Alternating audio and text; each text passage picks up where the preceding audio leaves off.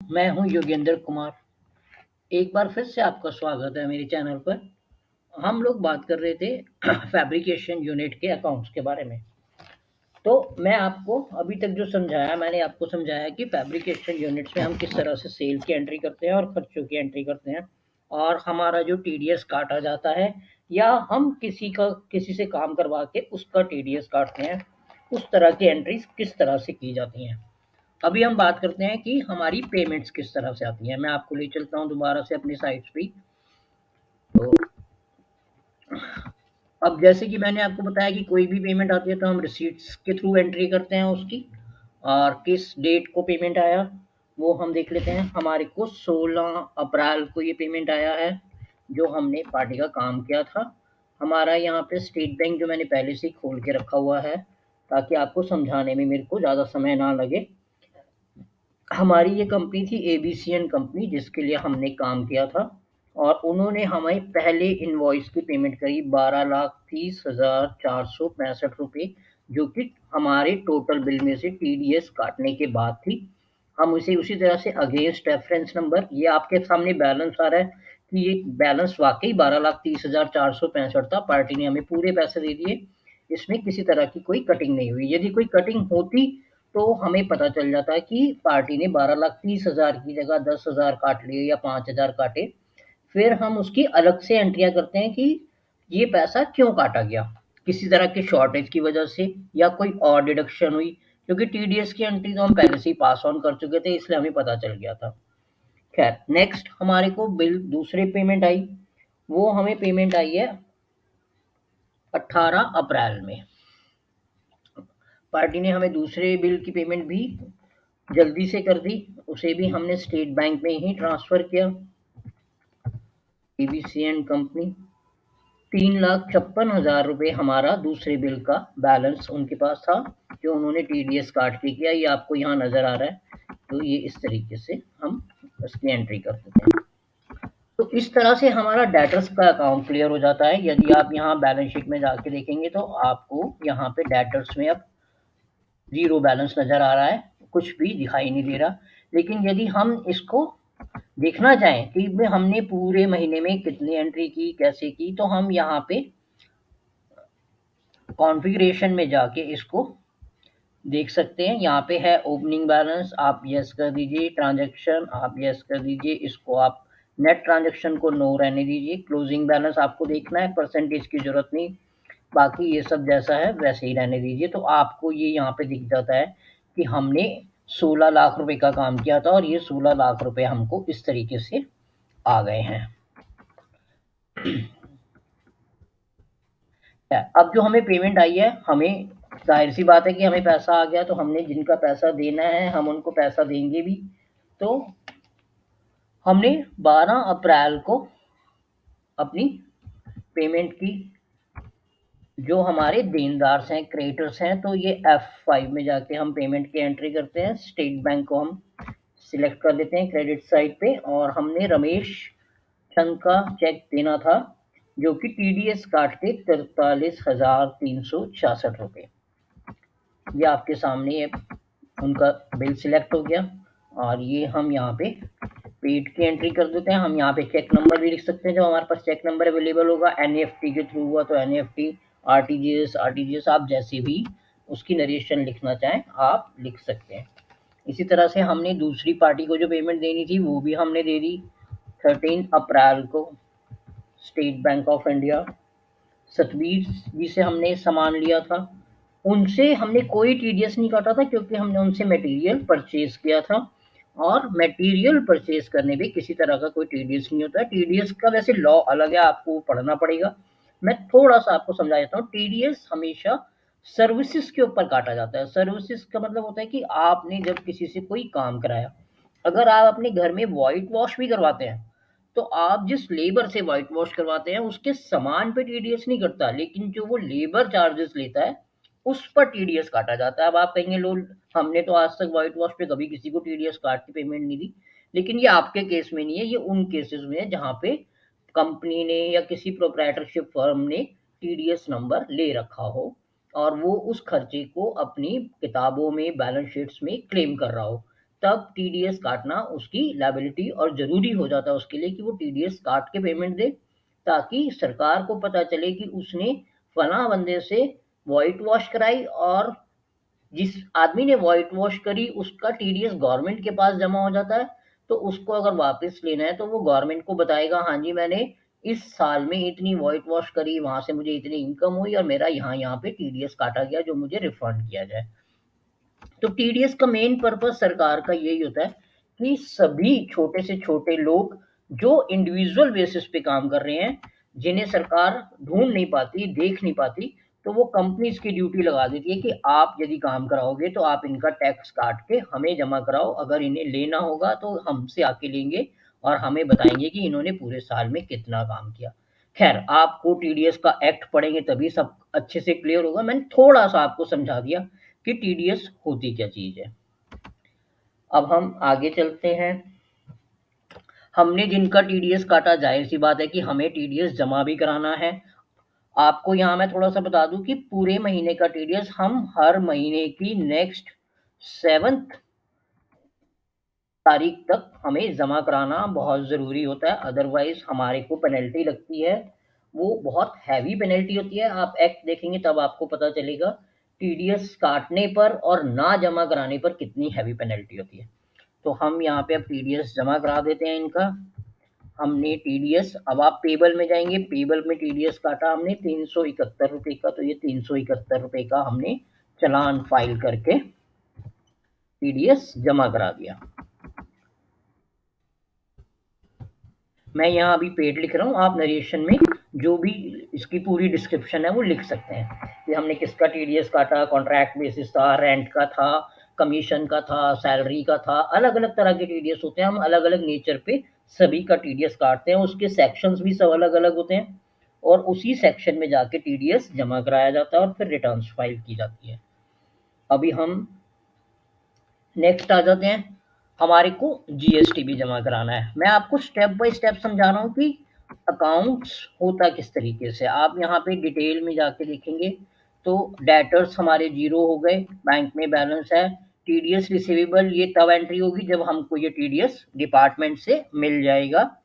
और यहाँ पर हम देखते हैं तो ड्यूटी एंड टैक्सेस हमारा अभी पेंडिंग है जो हमने करना है। सन्ड्री क्रेडिटर्स हमारे जीरो हो गए हैं, टीडीएस हमारा जीरो हो गया है। अभी हमारे को यहाँ पे सेल की एंट्री हो गई, परचेज और खर्चे की एंट्री हो गई। अभी हमें यहाँ पे 12,90,000 रुपये अप्रॉक्स का प्रॉफिट नजर आ रहा है क्योंकि हमने अभी खर्चे नहीं डाले। जब हम सैलरीज, इलेक्ट्रिसिटी, जो भी हमने खर्चे किए हैं ऑफिस के, फैक्ट्री के, वो सब डाल देंगे तो ये उतना ही कम होता चला जाएगा और हमारा नेट प्रॉफिट हमारे सामने आ जाएगा। अभी हम बात करते हैं ये जीएसटी की। जैसा कि मैंने आपको पहले बताया कि जीएसटी को आसानी से करने के लिए हमारे को सही तरीका ये होता है कि हम पेड को पेबल में ट्रांसफर कर दें, ताकि हमें पता चल जाए कि हमें डिपार्टमेंट को देना है या डिपार्टमेंट से लेना। पिछली फैब्रिक की कंपनी में आपने देखा होगा कि वहां पे हमारा जीएसटी डिपार्टमेंट के पास था क्योंकि वो हमारी ट्रेडिंग बेस्ड कंपनी थी। हमारे पास जितना ज़्यादा स्टॉक होगा हमारा उतना ही जीएसटी रिसीवेबल होगा जो हमें डिपार्टमेंट से लेना होगा। यहाँ पर दूसरा केस है कि ये फैब्रिकेशन यूनिट है, यहाँ पर हमारा काम ज़्यादा होता है, खर्चे कम होते हैं, तो जाहिर सी बात है कि हमारा जीएसटी पेबल निकलेगा। तो हमने जिस जिसको जीएसटी दिया होता है हम उसको चार्ज किए हुए जीएसटी में से एडजस्ट कर देते हैं। तो मैं आपको यहाँ पे दिखाऊं, हमने 5965 रुपये 2 लोगों को जीएसटी दिया, तो हम यहाँ मंथ एंड में जाके एक एंट्री कर देंगे 5,965 रुपये की। मैं आपको बाहर ले जाके ये जर्नल एंट्री के थ्रू हम करेंगे जर्नल एंट्री, और इसकी डेट हम डालेंगे मंथ एंड की 30 अप्रैल को हमने ये ट्रांसफर किया। तो वही सीजीएसटी टेबल 5,965 रुपये, सीजीएसटी पेड ये यहाँ पे जीरो हो गया। नरेशन में हम लिख देंगे अमाउंट ट्रांसफर्ड। इसी तरह से हम दूसरी एंट्री करेंगे एसजीएसटी पेबल, वही 5,965 रुपये, और एसजीएसटी पेड अकाउंट 5,965 रुपये, अमाउंट ट्रांसफर्ड। अब आप अगर देखेंगे तो आपको जीएसटी पेबल की नेट एंट्री नजर आ जाएगी यहाँ पर 2,32,000 रुपये। 1,16,000 CGST और 1,16,000। अब हम ये GST हमको जमा कराना है। हम ये GST नेक्स्ट मंथ 10 तारीख से पहले पहले जमा 10 तारीख से पहले पहले वैसे इसकी GSTR 1 फाइल की जाती है। TDS जो होता है वो हमें 15 तारीख के बाद जमा कराया जाता है। जो लेटेस्ट आजकल रूल चल रहे हैं कि 10 तारीख तक आप अपनी GSTR 1 फाइल कर दीजिए। फिर उसके बाद GSTR 2B में जितना आपको क्लेम शो हो रहा है वही आपको क्लेम मिलेगा। तो वो हमेशा 13 या 14 तारीख के बाद अपडेट होता है। तो हम 15 तारीख को इसका चालान जमा कराते हैं। तो हम 15 तारीख ही ले लेते हैं आपकी आसानी के लिए कि 15 अप्रैल को हम GST पे कर रहे हैं। तो हमारा जो चालान बन के आता है उसके अकॉर्डिंगली हम इसको पे करते हैं। तो यहाँ पे हम CGST पेबल में जाएंगे, 1,16,070 रुपये। इसी तरह से SGST पेबल में जाएंगे, 1,16,070 रुपये।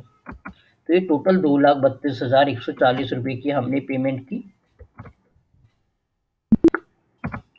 तो अब आप यहाँ पे देखेंगे कि आपकी बैलेंस शीट ऑलमोस्ट बिल्कुल क्लियर पिक्चर सामने आ गई कि अब आपकी ना कोई देनदारी है और लेनदारी कोई नहीं है। बैंक में अभी बैलेंस रखा हुआ है 27,76,000 रुपये का, और TDS रिसीवेबल जो जब आएगा तब का है, और 15 लाख रुपए इनकी कैपिटल है, बाकी इनका प्रॉफिट है। अब मैं आपको यहाँ पे साथ ही साथ ये भी बता दूं कि फैब्रिकेशन यूनिट में हम ज़्यादातर आप नीचे देखेंगे तो फैब्रिकेशन यूनिट क्या होता है कि हमारे पास मशीनें हैं, लेबर है, सैलरीज हैं। अब हम उनकी एंट्री 1 बाय 1 करते चले जाते हैं। मैं अभी आपको फिलहाल मशीन्स की एंट्री करा देता हूँ ताकि आपको पता चल जाए कि हमारे पास ये एसेट्स है। खर्चों की एंट्री में आपका नेक्स्ट वीडियो में आपको 1 बाय 1 सारी खर्चे डालते चले जाएंगे हम, सैलरीज की। और मैं कोशिश करूंगा कि उसमें आपको थोड़ा सा ESI PF के बारे में भी बता दें। हम यहाँ पे अभी फिलहाल बात करते हैं मशीन खरीदने की। तो 7 अप्रैल को हमने मशीन खरीदी, या 7 मई ले लेते हैं हम। 7 मई में हमने मशीनरी खरीदी। क्योंकि मैं GST की एंट्री आपको समझा चुका हूँ तो हम GST इसका अगली बार दिखा देते हैं कि हमने मशीन खरीदी तो उस पर हमने GST भी लिया। तो ये मशीन की मैं एंट्री कर देता हूँ। ये फिक्स एसेट्स ग्रुप यहाँ पे बना हुआ है, फिक्स एसेट्स में ये चली जाती है मशीन। हमने 2 लाख रुपए की मशीन खरीदी और इस पे हमको टैक्स भी पे करना पड़ा। CGST पे 9%, 2 लाख पे 9,000 रुपये। या हम आपको एक नया एक IGST समझा देते हैं ताकि आप IGST से भी थोड़ा सा वाकिफ हो जाए कि IGST हमने ये दिल्ली से बाहर मशीन खरीदी है। IGST पेड 18%,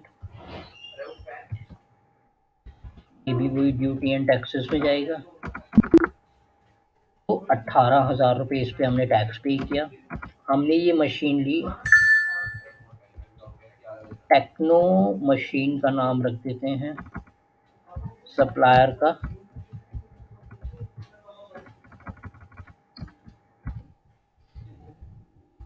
ये सेंट्री क्रेडिटर है हमारी, बिल वाइज पेमेंट है वही 30 डेज करके 2,18,000 रुपये। इनका रेफरेंस नंबर हम ले लेते हैं 1222, बिल नंबर ले लेते हैं।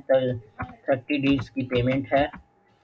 अब हम यहाँ पे इनका वही बिल नंबर चढ़ा के नरेशन लिख सकते हैं कि हमने कितनी मशीनें खरीदी। अपने रिकॉर्ड के लिए जैसे आप करना चाहें वैसे कर सकते हैं। तो ये इनकी मशीन की एंट्री हो गई। अब आप इसको अगर यहाँ बैलेंस शीट में जाके देखेंगे तो आपको ये एंट्री सही से नज़र आ जाएगी कि आपकी ये फिक्स एसेट्स में मशीन आ गई, यहाँ पे क्रेडिटर्स आ गए, ड्यूटी एंड टैक्सेस में अभी 18,000 रुपये अगले महीने के लिए आपका रिसीवेबल स्टैंड हो गया। हम अगले महीने जो भी टैक्स चार्ज करेंगे उसमें 18,000 रुपये का क्लेम कर लेंगे। अब आपको यहाँ पे ये देखना होता है कि हमारी कौन सी चीज़ एसेट्स है और कौन सी चीज़ एक्सपेंसेस है। तो ये थोड़ा सा आपको समझना होगा, और आप अकाउंट से बैकग्राउंड वाले लोग होंगे तो आप समझ जाएंगे कि हम जब भी कोई चीज़ अपने बिजनेस से रिलेटेड खरीदते हैं तो वो फिक्स एसेट्स और एक्सपेंसेस में किस तरीके से जाएगा। जैसा जैसा हमारा बिजनेस है उसी से ही हम डिसाइड करते हैं कि ये फिक्स एसेट्स में है या करंट एसेट्स है या एक्सपेंसेस है, डायरेक्ट इनडायरेक्ट, इस तरह से। चलिए अब हम इसकी पेमेंट भी कर देते हैं। हमने इनकी पेमेंट करी नेक्स्ट 10 मई में आके। पेमेंट के लिए वही स्टेट बैंक ऑफ इंडिया और टेक्नो मशीन। हमने इनके 2,18,000 रुपये देने हैं। अब जैसे मैंने आपको बताया, इस पे कोई टीडीएस नहीं, क्योंकि हमने इनसे सामान खरीदा है, ना कि इनको हमने कोई सर्विस ली है इनसे। वही इनका बिल नंबर आ गया और ये अमाउंट पेड आ गया इनका। तो इस तरह से दोस्तों आप समझ गए होंगे कि ये किस तरीके से हम धीरे धीरे एंट्रियां करते चले जाते हैं वन बाय वन, और अपने आप बैलेंस शीट बनती चली जाती है।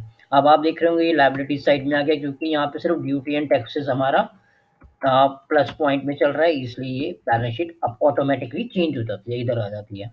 लेकिन जब ये अपने साइड पे चली जाएगी, क्रेडिटर्स आ जाएंगे, टीडीएस पेबल आ जाएगा, ये ड्यूटी एंड टैक्सेस एडजस्ट हो जाएगा, तो ये वापस लायबिलिटी साइड पे चली जाती है। उम्मीद करता हूँ आपको ये काफ़ी कुछ समझ आया होगा, और आपको अगर ये अच्छा लगे तो मेरे चैनल को सब्सक्राइब कीजिएगा। आज के लिए इतना ही काफ़ी है। अगले वीडियो में एक बार फिर से मुलाकात होगी एक थोड़े से नए टॉपिक के साथ। धन्यवाद।